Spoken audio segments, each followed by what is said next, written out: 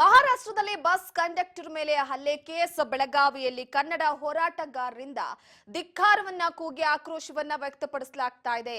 ಮಹಾರಾಷ್ಟ್ರದಲ್ಲಿ ಕರ್ನಾಟಕದ ಬಸ್ ಏನಿದ್ವೋ ಅಲ್ಲಿ ಆ ಬಸ್ಗಳ ಮೇಲೆ ಮಸಿಯನ್ನ ಬೆಳೆದು ಕಂಡಕ್ಟರ್ ಮೇಲೆ ಹಲ್ಲೆಯನ್ನ ನಡೆಸಲಾಗಿತ್ತು. ಹಾಗೆ ಒತ್ತಾಯ ಪೂರ್ವಕವಾಗಿ ಜೈ ಮಹಾರಾಷ್ಟ್ರ ಅನ್ನುವಂತಹ ಘೋಷಣೆಗಳನ್ನ ಕೂಗಿಸಲಾಗಿತ್ತು. ಸೊ ಈ ಹಿನ್ನೆಲೆಯಲ್ಲಿ ಕರವೇ ನಾರಾಯಣಗೌಡ ನೇತೃತ್ವದಲ್ಲಿ ಪ್ರತಿಭಟನೆಯ ಕಿಚ್ಚು ಮತ್ತಷ್ಟು ಜೋರಾಗಿದೆ. ಪಂಥ ಬಾಳೆಕುಂದ್ರಿ ಚಲೋಗೆ ಕರೆ ಕೊಟ್ಟಿದ್ದಾರೆ ನಾರಾಯಣಗೌಡ.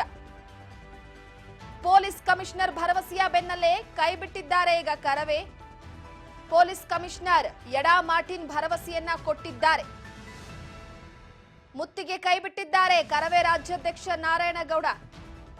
ಬೆಳಗಾವಿಯಲ್ಲಿ ಕನ್ನಡ ಹೋರಾಟಗಾರರಿಂದ ಧಿಕ್ಕಾರವನ್ನ ಕೂಗಲಾಗ್ತಾ ಇತ್ತು.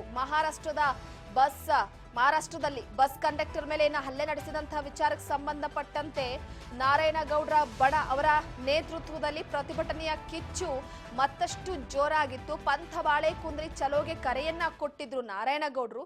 ಅದಾದ ನಂತರವಾಗಿ ಕಮಿಷನರ್ ಅವರು ಭರವಸೆ ಕೊಟ್ಟಂತ ಹಿನ್ನೆಲೆಯಲ್ಲಿ ಈಗ ಕಮಿಷನರ್ ಯಡಾ ಮಾರ್ಟಿನ್ ಅವರ ಭರವಸೆಯ ಹಿನ್ನೆಲೆಯಲ್ಲಿ ಮುತ್ತಿಗೆಯನ್ನ ಕೈ ಬಿಟ್ಟಿದ್ದಾರೆ.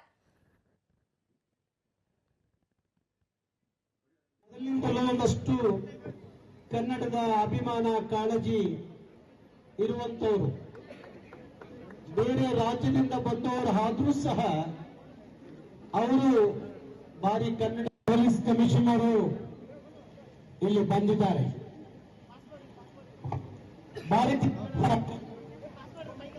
ನಾನು ಅವರ ಪರಿಚಯ ಹಾಗಾಗಿ ಅವರಿಗೆ ಮೊದಲಿನಿಂದಲೂ ಒಂದಷ್ಟು ಕನ್ನಡದ ಅಭಿಮಾನ ಕಾಳಜಿ ಇರುವಂತವರು ಬೇರೆ ರಾಜ್ಯದಿಂದ ಬಂದವರು ಆದ್ರೂ ಸಹ ಅವರು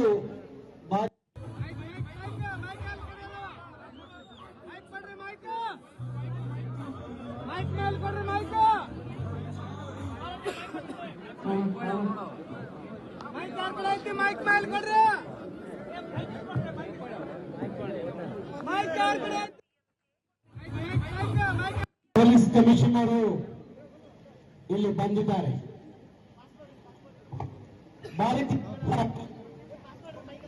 ನಾನು ಅವರ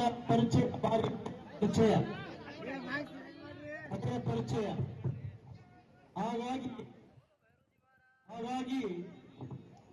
ಅವರಿಗೆ ಮೊದಲಿನಿಂದಲೂ ಒಂದಷ್ಟು ಕನ್ನಡದ ಅಭಿಮಾನ ಕಾಳಜಿ ಇರುವಂತವರು ಬೇರೆ ರಾಜ್ಯದಿಂದ ಬಂದವರು ಆದ್ರೂ ಸಹ ಅವರು ಬಾರಿ ಕನ್ನಡ ಪೊಲೀಸ್ ಕಮಿಷನರು ಇಲ್ಲಿ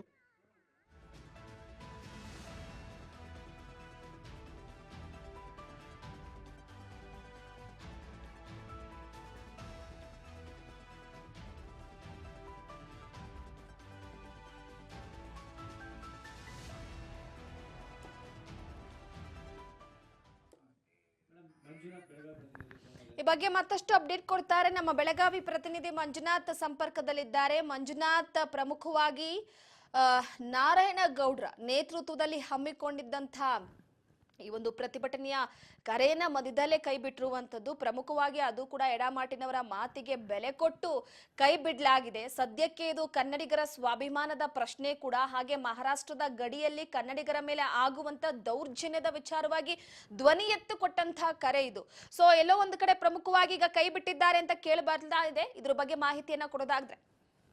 ಹೌದು ರೂಪ, ಸದ್ಯ ಏನ್ ಕಂಡಕ್ಟರ್ನ ಮೇಲೆ ಏನ್ ಹಲ್ಲೆ ಆಗುತ್ತೆ, ಅದಾದ ಬಳಿಕ ಕಂಡಕ್ಟರ್ ಮೇಲೆ FIR ಕೂಡ ಆಗುತ್ತೆ. ಕಂಡಕ್ಟರ್ ಕೂಡ ಏನ್ ಹಲ್ಲೆ ಮಾಡಿರ್ತಾರೆ ಮರಾಠರ ಪುಂಡ್ರು ಅವ್ರ ಮೇಲೆ ಕೂಡ ಪ್ರಕರಣ ದಾಖಲಿಸುತ್ತೆ. ಅದಾದ ಬಳಿಕ ಕರ್ವೆ ಕಾರ್ಯಕರ್ತರು ಒಂದು ಕರೆಯನ್ನ ಕೊಡ್ತಾರೆ, ಬೆಳಗಾವಿ ಚಲೋ ಅಂತ ಹೇಳಿ, ಅಂದ್ರೆ ಬಾಳೆಕುಂದ್ರಿ ಚಲೋ ಅಂತ ಹೇಳಿ ಒಂದು ಕರೆ ಕೊಡ್ತಾರೆ. ಅದಾದ ಬೆನ್ನಲ್ಲಿಲ್ಲಿ ಇವತ್ತು ಚೆನ್ನಮ್ಮ ವೃತ್ತದಲ್ಲಿ ಒಂದು ಬೃಹತ್ ಆದಂತ ಪ್ರತಿಭಟನೆ ಕೂಡ ಮಾಡ್ತಾರೆ.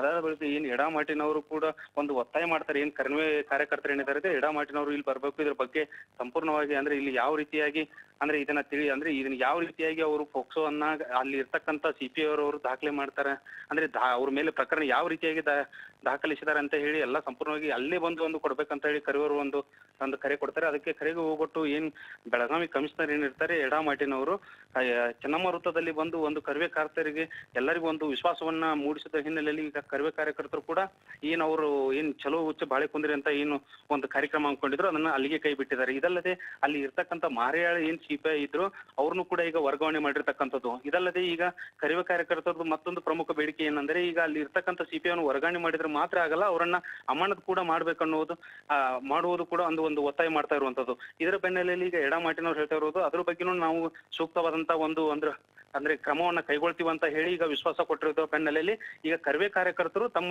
ಏನು ಒಂದು ಪ್ರತಿಭಟನೆ ಏನಿತ್ತು, ಚಲೋ ಬಾಳೆ ಕುಂದ್ರಿ ಪ್ರತಿಭಟನೆ ಏನಿತ್ತು ಅಂದ್ರೆ ಅಲ್ಲಿಗೆ ಅದನ್ನ ಮುಟುಕುಗೊಳಿಸಿದ್ದಾರೆ ರೂಪಾ ಸದ್ಯ. ಪ್ರಮುಖವಾಗಿ ನೋಡಿ, ಒಂದು ಕಡೆ ಸದ್ಯಕ್ಕೆ ಪ್ರತಿ ಬಾರಿ ಕೂಡ ಮಹಾರಾಷ್ಟ್ರದಿಂದ ಕನ್ನಡಿಗರ ಮೇಲೆ ಆಗುವಂತ ದೌರ್ಜನ್ಯದ ವಿಚಾರವಾಗಿ ಧ್ವನಿ ಎತ್ತಿ ಸಾಕಾಗೋಗಿದೆ. ಸೊ ಭರವಸೆಗಳು ಕೂಡ ಕೆಲವೊಮ್ಮೆ ಹುಸಿಗಳಾಗಿದೆ. ಸೊ ಎಲ್ಲೋ ಒಂದು ಕಡೆ ಈಗ ಪೊಲೀಸ್ ಕಮಿಷನರ್ ಅವರ ಮಾತಿಗೆ ಬೆಲೆ ಕೊಟ್ಟು ಇಲ್ಲಿ ಕೈ ಬಿಡ್ಲಾಗಿರುವಂತದ್ದು, ಅಂದ್ರೆ ಮುಂದೆ ಇಂತಹ ವಿಚಾರಗಳು ಮರುಕಳಿಸಲ್ಲ ಅಂತ. ಅಕಸ್ಮಾತ್ ಏನಾದ್ರು ಮತ್ತೆ ಪುಂಡಾಟಿಕೆಯನ್ನ ಮೆರೆದ್ರೆ ಅದಕ್ಕೆ ಕಮಿಷನರ್ ಅವರೇ ನೇರ ಹೊಣೆ ಆಗಿರ್ತಾರೆ. ಹೌದು ರೂಪಾ, ಖಂಡಿತವಾಗ್ಲೂ ಈಗ ಕಮಿಷನರ್ ಹೇಳುವ ಪ್ರಕಾರ ಯಾವುದೇ ರೀತಿಯಾದಂತ ಈ ರೀತಿ ಪುಂಡ್ರು ಯಾರೇ ಆಗಿರ್ಲಿ ಅವ್ರ ವಿರುದ್ಧ ನಾನು ಕಟ್ಟುನಿಟ್ಟಿನ ಕ್ರಮವನ್ನ ಕೈಗೊಳ್ತೇನೆ ಅಂತ ಹೇಳಿ ಒಂದು ವಿಶ್ವಾಸ ಮೂಡಿಸಿದ್ರಿಂದ ಈಗ ಕರ್ವೆ ಅವರು ಹಿಂಸರಿರ್ತಕ್ಕಂಥದ್ದು. ಇದಲ್ಲದೆ ಅಲ್ಲಿ ಇರ್ತಕ್ಕಂಥ ಏನ್ ಪೋಕ್ಸೋ ಕಾಯ್ದೆಯನ್ನ ಏನ್ ಬಾಲಕಿ ಅವರು ಕುಟುಂಬಸ್ಥರು ಇರ್ತಾರೋ ಅವರು ಕೂಡ ಈಗ ಕೇಸನ್ನ ವಾಪಸ್ ಪಡೆದುಕೊಂಡಿರೋ ಹಿನ್ನೆಲೆಯಲ್ಲಿ ಈಗ ಸದ್ಯ ಎಲ್ಲಾನು ಈಗ ಕಮಿಷನರ್ ಅವರ ಈಗ ಅಂದ್ರೆ ಅವ್ರಿಗೆ ಅಲ್ಲಿ ಇರ್ತಕ್ಕಂಥ ಏನ್ ಕೆಳ ಅಧಿಕಾರಿಗಳು ಕೂಡ ಒಂದು ಬಿ ರಿಪೋರ್ಟ್ ಸಲ್ಲಿಸಿದ್ದಾರೆ.